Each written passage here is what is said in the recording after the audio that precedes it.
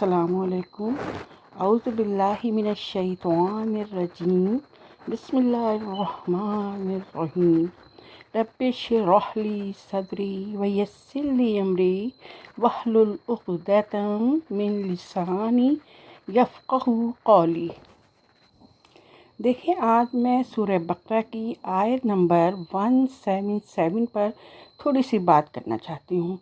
یہ آیت اسلام کی ایک مکمل اور جامع تصویر پیش کرتی ہے، کیونکہ اس آیت کو پڑھ کر اور سمجھ کر آج کے دور میں ہم مسلمان اپنے اپنے ایمان کا جائزہ لے سکتے ہیں۔ سورہ بقرہ کی آیت نمبر 177 کا ترجمہ ہے: نیکی بس یہی تو نہیں ہے کہ اپنے چہرے مشرق اور مغرب کی طرف کر لو، بلکہ نیکی یہ ہے کہ لوگ اللہ پر، آخرت کے دن پر، فرشتوں پر، اللہ کی کتابوں پر، اس کے نبیوں پر ایمان لائیں اور اللہ کی محبت میں اپنا مال رشتہ داروں، یتیموں، مسکینوں، مسافروں، سائلوں کو دیں اور غلاموں کو آزاد کرانے میں خرچ کریں، اور نماز قائم کریں، زکوٰۃ دیں، اور جب کوئی عہد کریں تو اپنے عہد کو پورا کریں، اور تنگی اور تکلیف میں نیز جنگ کے وقت صبر و استقلال کے خوگر ہوں۔ ایسے ہی لوگ سچے ہیں اور یہی لوگ متقی ہیں۔ دیکھیے، یہ آیت مدنی سورہ بقرہ کی ہے۔ اس صورت میں اس آیت سے پہلے چونکہ قبلہ تحویل کا حکم دے دیا گیا تھا، جس پر یہودی، نصارہ اور مشرکین نے بہت شور مچایا اور مسلمانوں کو تنگ کرنا شروع کر دیا، پھر اور دین اسلام کے اوپر بھی باتیں بنانی شروع کر دی۔ تو پھر اللہ سبحانہ تعالیٰ نے اس آیت کو نازل کر کے ایک خاص انداز سے اس بحث کو ختم کیا، لہٰذا اس آیت کو آیت بر بھی کہا جاتا ہے۔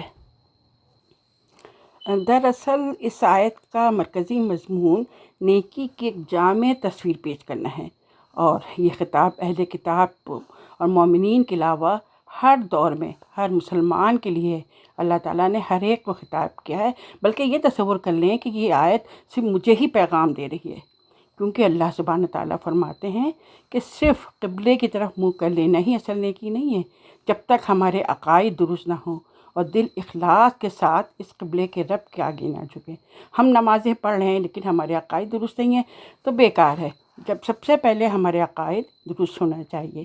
یہاں بھی ہمیں یہی سبق ملتا ہے کہ دین کے ایک جز پر صرف عمل کر لینا اور اس کو اتنی اہمیت دے دینے سے دین کی روح فنا ہو جاتی ہے، جیسے کہ بنی اسرائیل نے قبلے کو صرف اہمیت دے رکھی تھی اور باقی وہ گناہ کرتے رہتے تھے۔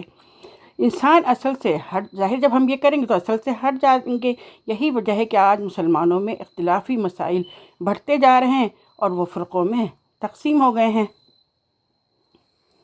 دیکھیں، اس آیت میں دراصل نیکی کے 6 طریقے تفصیل سے بتائے گئے ہیں کہ اصل نیکی کیا ہے، یا نیکی کی روح کیا ہے، یا نیکی کی جڑ کیا ہے، جس کو ہر مسلمان کو فالو کرنا ہے۔ اور اللہ سبحانہ تعالیٰ نے اپنے پسندیدہ بندے اور متقیوں کے بارے میں کہا ہے کہ وہ ان 6 طریقوں کو اپناتے ہیں، اس لیے وہ اللہ کے پسندیدہ بندے ہیں۔ دیکھیں، نیکی کا سب سے پہلا طریقہ ہے وہ یہ ہے کہ ایمان لانا، یعنی سب سے پہلے اللہ سبحانہ تعالیٰ پر ایمان لانا ہے، پھر اس کے بعد آخرت پر ایمان لانا ہے، پھر فرشتوں پر، پھر کتابوں پر، اور پھر تمام انبیاء کرام پر ایمان لانا ضروری ہے۔ ہر مسلمان مومن کا فرض ہے کہ سب سے پہلے اپنے رب پر ایمان لائے، اور یہ نیکی کی سب سے بڑی کوالٹیز ہے، کیونکہ نیکی ایک شعوری زندگی ہے اور جیتا جاگتا نمونہ ہے۔ اس لیے ایک مومن کو اللہ کو پہچاننا بہت ضروری ہے، اور پھر اس پہ یقین رکھنا بھی ہے، اور خلوص دل سے اس کے تمام احکامات کو ماننا بھی ہے، کیونکہ ایمان کا فارمولہ ہے ایمان = جاننا پلس ماننا اور پلس یقین۔ کیونکہ سب سے پہلے ہم اللہ تعالیٰ کو جانیں گے، پہچانیں گے، اور پھر اس کے احکامات کو مانیں گے، اور پھر یقین کریں گے۔ تو ہم اللہ تعالیٰ کو کس طرح جان سکتے ہیں اور پہچان سکتے ہیں؟ وہ ہیں اللہ کے صفاتی نام۔ ہم ان کے ذریعے اللہ تعالیٰ کی پہچان کر سکتے ہیں، پھر اس کے اوپر یقین کر سکتے ہیں۔ تو نیکی کا سب سے پہلا طریقہ یہ ہے کہ اللہ سبحانہ تعالیٰ پر ایمان لایا جائے۔ پھر اس آیت میں نیکی کا دوسرا طریقہ جو بیان کیا ہے وہ یہ ہے کہ اللہ تعالیٰ فرماتے ہیں کہ میرے مومن بندے اللہ کی محبت میں اپنا مال دوسروں پر خرچ کرتے ہیں۔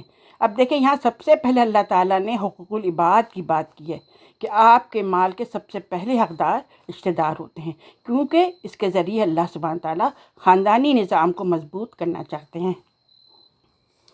ایک حدیث کا مفہوم ہے کہ آپ صلی اللہ علیہ وسلم نے فرمایا رشتہ داروں کو صدقہ دینے کے 2 ثواب ہیں، ایک صدقہ کرنا اور پھر صلہ رحمی کرنا۔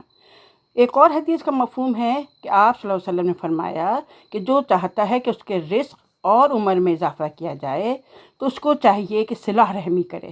اس کے بعد اللہ تعالیٰ نے کئی کیٹیگریز بتا دی ہیں کہ کن کن لوگوں پر اپنے مال کو خرچ کیا جائے۔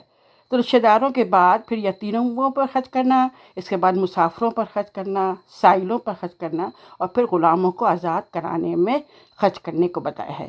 لیکن آج کے دور میں غلام تو نہیں ہوتے، تو اس کی جگہ یہ ہو سکتا ہے کہ جو بہت زیادہ قرض کے بوجھ میں لدا ہوا ہے اس کے قرض کا بوجھ ہلکا کیا جا سکتا ہے۔ دیکھیں مال خرچ کرنے کے بارے میں اللہ سبحانہ تعالیٰ نے قرآن میں فرمایا ہے، سورہ دہر آیت 8-9، اور وہ اللہ کی محبت میں مسکین، یتیم اور قیدی کو کھانا کھلاتے ہیں اور کہتے ہیں کہ ہم تمہیں خاص اللہ کی رضا کے لیے کھلاتے ہیں، ہم تم سے کوئی بدلہ یا شکریہ نہیں چاہتے۔ اور اس کے علاوہ اللہ تعالیٰ نے سورہ آل عمران کی آیت نمبر 92 میں فرمایا ہے کہ ترجمہ، تم ہرگز بھلائی کو نہیں پہنچ سکتے جب تک راہ خدا میں اپنی پیاری چیز خرچ نہ کرو۔ پھر اللہ تعالیٰ نے اس آیت میں متقین کی خوبیوں کے بارے میں بیان کیا ہے کہ میرے متقی بندے نماز قائم کرتے ہیں، اور وہ کیسی نماز ہوتی ہے؟ وہ نماز تمام شرائط کے ساتھ اپنی نمازوں کو ادا کرتے ہیں۔ اس کے بعد وہ زکوٰۃ بھی ادا کرتے ہیں، یعنی حقوق العباد کو صحیح طریقے سے نبھاتے ہیں، اور پھر وہ عہد کی پابندی بھی کرتے ہیں، چاہے وہ عہد انہوں نے اپنے رب سے کیا ہوا ہو، یعنی عہد الست، یا رسول اللہ سے کیا ہو، یا اپنی بیویوں سے نکاح کے وقت کیا ہو، یا کسی بھی مسلم یا غیر مسلم سے عہد کیا ہو۔ وہ ہر حال میں اپنے عہدوں کو نبھاتے ہیں، کیونکہ منافق کی دوسری نشانیوں کے علاوہ سب سے بڑی نشانی یہ ہے کہ منافق کبھی اپنے وعدوں کا پاس نہیں کرتے۔ اس کے علاوہ اللہ تعالیٰ نے مومن بندوں کے خوبی یہ بھی بیان کی ہے کہ میرے مومن بندے ہر قسم کی تکالیف میں صبر و شکر ادا کرتے ہیں اور اللہ پر ہی وہ بھروسہ کرتے ہیں۔ تو بس یہ تمام خوبیاں ایک سچے مسلمان اور متقیوں میں ضرور ہونا چاہیے، کیونکہ اللہ سبحانہ تعالیٰ کو ایسے ہی لوگ مطلوب ہیں، اللہ تعالیٰ ایسے ہی سچے اور متقی لوگوں کو پسند کرتے ہیں۔ تو اس کے لیے کیا ضروری ہے؟ اس کے لیے ضروری ہے کہ قرآن کا علم صحیح طور پر قرآن و سنت سے حاصل کریں، اور پھر اس کے بعد نیک لوگوں یعنی اللہ سے ڈرنے والے لوگوں کی صحبت اختیار کریں، کیونکہ امت مسلمہ کی تربیت کے لیے اور دین کو عام کرنے کے لیے اور دین کی تعلیم کو بھی عام کرنے کے لیے اور اقوام عالم تک اسلام کا پیغام لے جانے کے لیے ضروری ہے کہ ہر مسلمان کے اندر نیکی کا اصل مقام واضح ہو اور اس کے عقائد درست ہوں۔ بس آخر میں دعا ہے کہ اللہ تعالیٰ ہم سب کو ایمان کاملہ اور یقین کاملہ کی توفیق دے اور ہمیں اپنے پسندیدہ متقی بندوں میں شامل کر لے۔ جزاک اللہ خیراً کثیرا۔ السلام علیکم ورحمۃ اللہ وبرکاتہ۔